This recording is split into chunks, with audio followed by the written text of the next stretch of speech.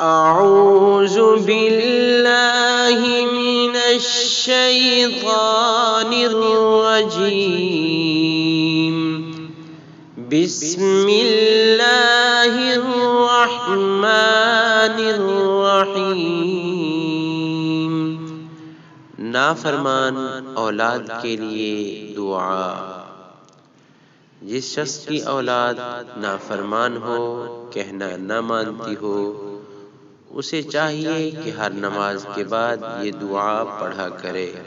انشاءاللہ اس کی برکت سے اولاد اطاعت و فرما بردار ہو جائے گی، کہنا مانے گی۔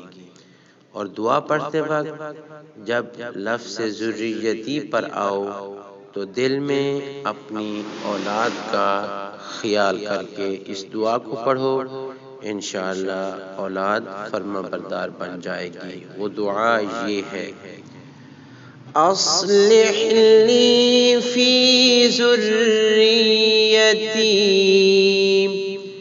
انی تبت الیک وانی من المسلمین۔ اصلح لی فی ذریتی انی تبت الیک وانی من المسلمین۔ اصلح لی فی ذریتی انی تبت الیک وانی من المسلمین۔ اصلح لی فی ذریتی